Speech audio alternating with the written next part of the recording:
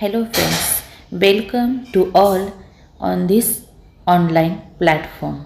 Today we are going to learn remaining part of 1.7 why we travel on page number 70. See, I remember, in fact, after my first trips of the Southeast Asia, more than a decade ago, how I would come back to my apartment in New York and lie in my bed, kept up by something more than jet black, playing back in my memory over and over all that I had experienced and paging wistfully. पेजिंगचा अर्थ येतो होतो turning the pages of book or the magazines, उलटून पाहणे. And विसफुलीचा अर्थ होतो फुल of longing, म्हणजेच ओढीनं, उत्कंठतेनं. Though my photographs and reading and reading my diaries as if to extract some mystery from them.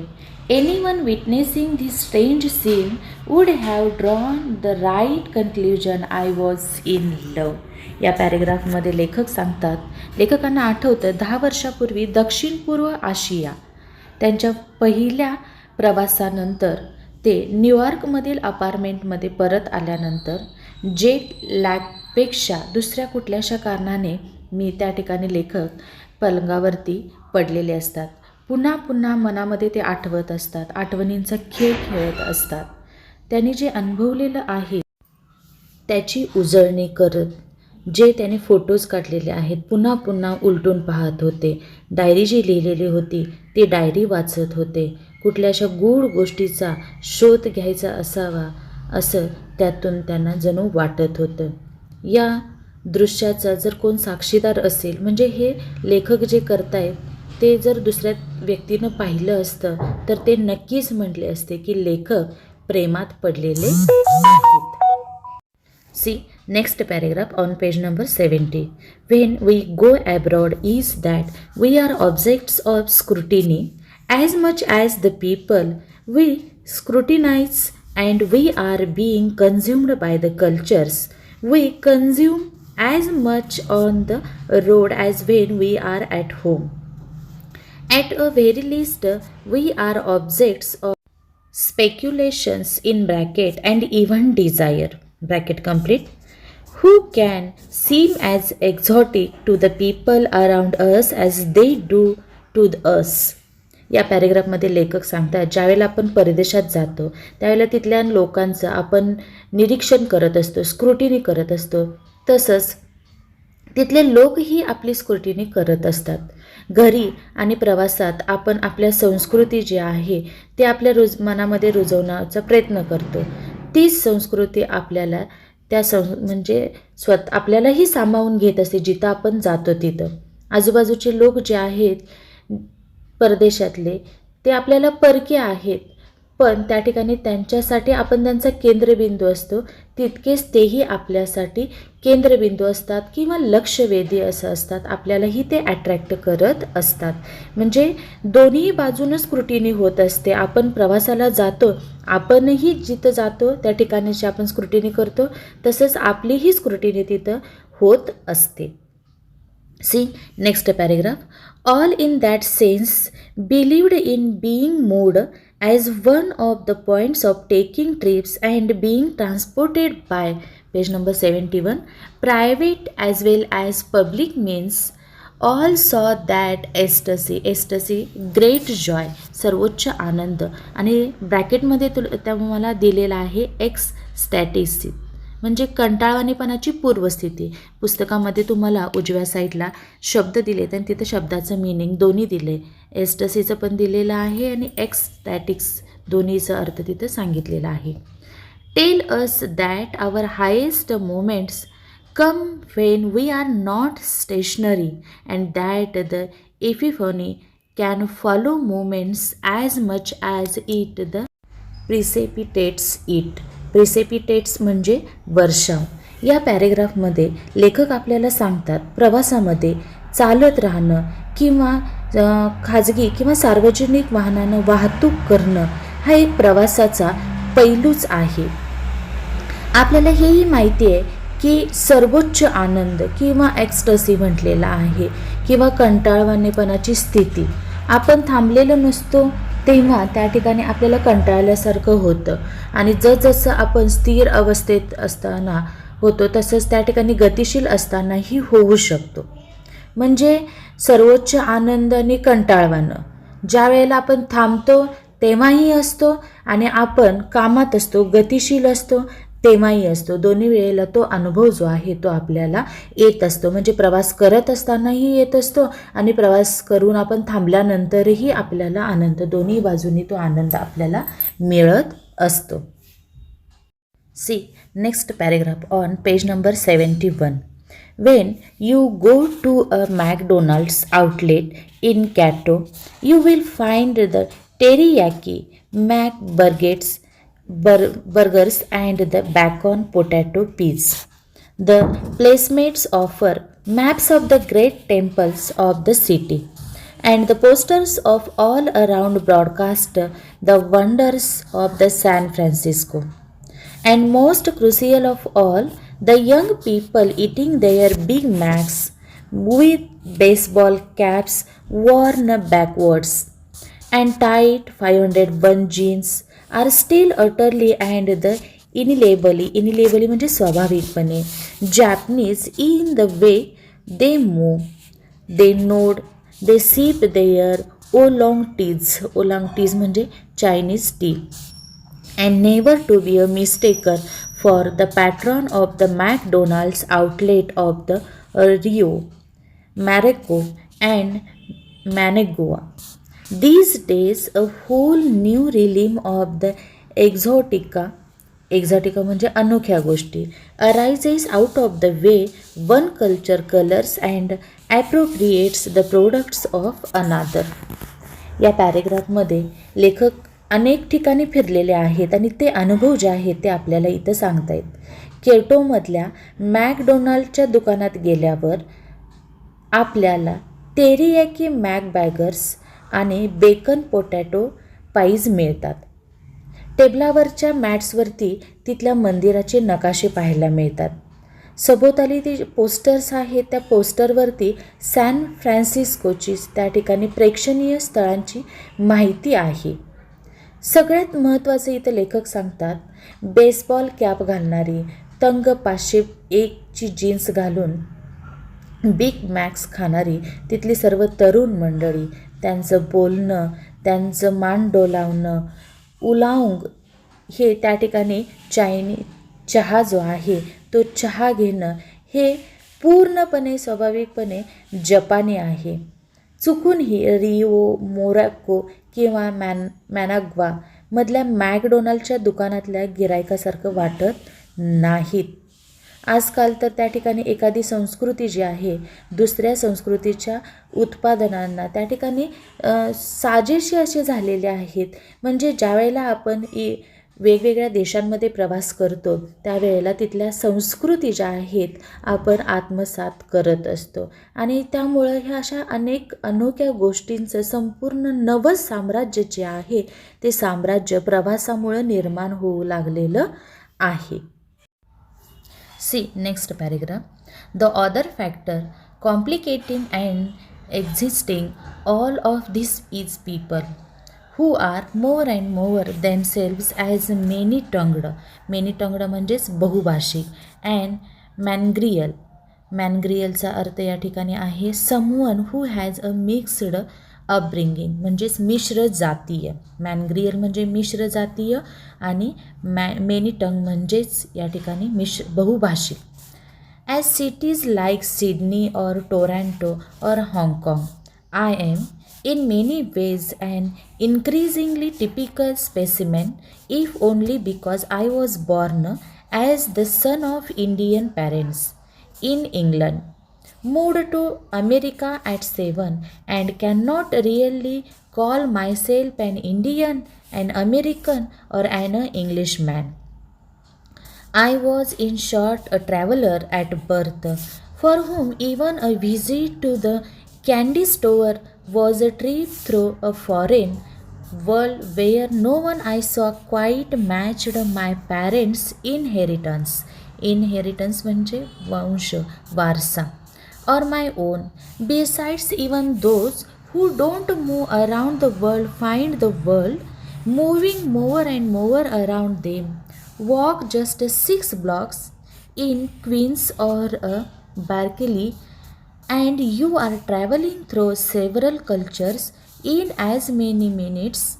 Get into a cab outside the White House and you are often in the peace of Addis Ababa, and a technology to compound this sometime deceptive म्हणजे गैरसमज निर्माण करणारा sense of availability so that many people feel they can travel around the world without leaving the room through cyberspace or CD-ROMs, videos and virtual travel. या ठिकाणी लेखक आपल्याला म्हणतात या सर्वांमध्ये गुंतागुंतीचा घटक जे आहे, रोमांचकारी असा घटक जो आहे, जे लोक सिडनी, टोरंटो, हाँगकाँगसारख्या शहरामध्ये स्वतःच बहुभाषीय आणि मिश्र जातीय आहेत. लेखक स्वतःचंही उदाहरण देतात. ते म्हणतात, माझ्याच बाबतीत मी स्वतः देखील एक वैशिष्ट्यपूर्ण असा नमुना आहे असं ते म्हणतात. कारण आईवडील जे आहेत ते भारतीय आणि लेखक इंग्लंडमध्ये जन्माला आले. वयाच्या 7व्या वर्षी अमेरिकेत स्थायिक झाले. त्यामुळे लेखक खरोखर ते स्वतःला भारतीय, अमेरिकन, इंग्रज म्हणू शकत नाहीत. थोडक्यात सांगायचं झालं तर लेखक सांगतात, मी जन्मताच एक प्रवासी आहे. कॅन्डी स्टोअरमध्ये जाणं देखील एखाद्या परक्या जगात गेल्यासारखं, परदेशवारी केल्यासारखं होतं त्या लेखकांसाठी. कारण तिथे दिसणारे कुणीही लेखकाच्या पालकांसारखे, आईवडिलांसारखे किंवा त्यांच्या वंशाशी जोडणारे असे नव्हते, वारशांशी जोडणारे असे नव्हते. जे जगभर फिरत नाहीत त्यांनाही जग अधिकाधिक त्यांच्याभोवती फिरत असल्यासारखं वाटतं. क्वीन्स, बर्केलमध्ये तुम्ही फक्त 6 ब्लॉक चालता. तेवढ्या मिनिटात तुम्ही अनेक संस्कृतीमधून प्रवास केलेला असतो. व्हाईट हाऊसच्या बाहेर कॅबमध्ये बसलात की तुम्ही बरेचदा ॲडिस अबाबाच्या गाडीत बसलेले असता.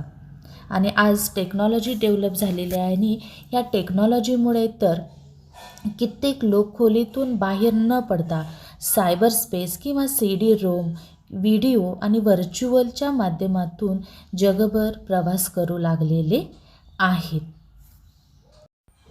C next.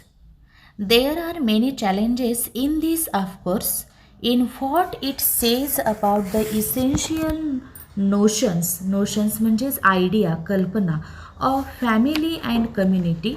See on page number 72. And loyalty and in the worry that air-conditioned, purely synthetic versions of places may replace the real thing. Not to mention the fact that the world seems increasingly in flux. फ्लक्सचा अर्थ त्या ठिकाणी वेगाने बदलत जाणे. A moving target quicker than our notions of it. But there is for the traveler at least the sense that learning about home and learning about the foreign world can be one and a same thing. या ठिकाणी लेखक सांगतात, आज टेक्नॉलॉजीमुळे अनेक आव्हानं निर्माण झालेली आहेत. त्या कौटुंबिक कल्पना आणि सामाजिक समजुती याच्यामध्ये फरक, विश्वासार्हता पाहिजे. आज टेक्नॉलॉजीमुळे वातानुकूलित, कृत्रिमरित्या तयार केलेली ठिकाणं कदाचित नैसर्गिक ठिकाणांची जागा घेत आहेत की काय, ही चिंता आपल्या समोर त्या ठिकाणी आहे. पण या समजुतीपेक्षा, या चिंतेपेक्षा अधिक बदलत जाणारं या ठिकाणी हे जग वस्तुस्थितीबद्दल काय सांगतं. घरांविषयी जाणून घ्यायचं, परक्या जागाबद्दल जाणून घेणं, या दोन्ही गोष्टी एकसारख्याच आहेत. ही जाणीव अजूनही प्रवास करणाऱ्यांच्या मनात जागृत आहे. म्हणजे घरामध्ये बघून त्यांनी व्हिडिओ बघत असतील, सीडीज बघत असतील, तरीसुद्धा त्या ठिकाणाला भेट देऊन जो आनंद आपण घेतो तो आनंद खूप वेगळा आहे, हे अजून प्रवास करणाऱ्यांच्या मनामध्ये आहे. See next paragraph on page number 72. All of us feel this form the cradle म्हणजे उगमस्थान and know in some sense that all the significant moment we ever take is internal. We travel when we see a movie, strike up a new friendship, get held up. Novels are often journeys as much as travel books are fictions. And though this has been true since at least as long ago as Sir John Mandeville's colorful 14th century accounts of a Far East he had never visited, it has an even more shadow distinctions now as gender distinctions join other borders in collapsing. या पॅरेग्राफमध्ये लेखक सांगतात आपण जन्माला आल्यापासून आपल्याला माहीत असतं आपल्या आयुष्यामध्ये बदल होत असतात इंटरनल बदल हे होतच असतात आणि आपण चित्रपट पाहतो नवीन मैत्री करतो अनेक गोष्टींमध्ये आपण शरीराने आणि मनाने गुंतलेलं असतो कथा कादंबऱ्यांमधूनही आपण आपल्या जीवनाचा प्रवास जो आहे तो अनुभवत असतो. या ठिकाणी लेखकांनी एक उदाहरण दिलेलं आहे जॉन मॅन्डेविलचं. त्यांनी न पाहिलेल्या अतिपूर्व देशाचं रम्य असं प्रवास वर्णन घडत आहे आणि आता त्या सीमारेषा ज्या आहेत वाङ्मयीन शैलीतही फरक मिटत चालल्यामुळे फरक आणखीनच धूसर होत चालला आहे हे त्यांनी त्याच्यामध्ये सांगितलेलं आहे. See next paragraph on page number 72. Travel then is a voyage into that the famously subjective zone. The imagination and what the traveler bring back is and has to be an ineffable म्हणजे अवर्णनीय compound of himself and the place what has really there and what has only in him. And since travel is in a sense about the conspiracy कट असल्यासारखं वाटतं conspiracy of the perception and imagination the two great travel writers for me लेखकाच्या दृष्टीनं दोन महत्त्वाचे travel writers आहेत I constantly return are the Emerson and the Thoreau हे दोघं लेखकासाठी त्या ठिकाणी ग्रेट ट्रॅव्हल रायटर्स आहेत. The one who famously advised that traveling is a fool's paradise. यामध्ये एकानं सांगितलं की प्रवास हा मूर्खाचा स्वर्ग आहे and other who travelled a good deal and the Concord आणि दुसऱ्यानं कॉन्कॉर्ड म्हणजे त्याला सहमती दर्शवली. Both of them insist of the fact that reality is our creation and that we invent the places we see as much as we do the books that we read. What we find outside ourselves has to be inside ourselves for us to find it, or as Sir Thomas Browne सेजली म्हणजे सुज्ञपणे sir Thomas ब्राउनीचं पण उदाहरण दिलेलं आहे लेखकांनी. ते सुज्ञपणे सांगतात we carry within us the wonders we seek without us there is Africa and her prodigies in us. प्रोडिजाईजचा अर्थ आहे आश्चर्य. लेखक या ठिकाणी सांगतात की आपण प्रवास म्हणजे काय आहे आपल्याला हव्यासं वाटणारा तो एक भाग आहे. ज्यावेळेला आपण प्रवास करून परत येतो त्यावेळेला आपण काय आणलेलं असतं आपल्यासोबत तिथल्या ठिकाणांच्या आठवणी अशा त्या अवर्णनीय अशा आठवणी आपण सोबत घेऊन आलेलो असतो. या ठिकाणी प्रवास हा एक जणू आपल्या कल्पनाशक्तीचा जणू रचलेला एक कट आहे असं वाटतं आणि त्याच्यासाठी दोन महान प्रवास वर्णनकार लेखक आहेत इमर्सन आणि थारो. त्यांनी सांगितले प्रवास हा मूर्खांचा स्वर्ग आहे आणि ते एकमेकांशी सहमतही आहेत. भरपूर प्रवास केलेला आहे. दोघांच्याही मते वास्तव हे आपण स्वतः निर्माण करत असतो. जशी पुस्तकं शोधून वाचतो तशीच आपण ठिकाणं पाहतो आणि ही शोधून काढलेली ठिकाणं आपण जे बाहेर शोधत असतो ते सापडण्यासाठी आधी आपल्या मनात ते असावं लागतं. यासाठी सर थॉमस ब्राउनीचं उदाहरण देतात. तेही म्हणतात जी आश्चर्य आपण बाहेर शोधत असतो ते आपण स्वतः आपल्या मनात स्वतःजवळ आधी बाळगत असतो आणि मगच ते आपण आश्चर्य आहे असं आपण बाहेर शोधलेलं आहे असं सांगत असतो. आपण पुस्तकामध्ये वाचतो, अनेक ठिकाणी पाहिलेलं असतं आणि आपण ते लोकांना सांगत असतो. आफ्रिका आणि तिथली आश्चर्यही आपल्यामध्येच दडलेली आहेत असं या ठिकाणी लेखक सांगतो. Here we will stop. Thank you.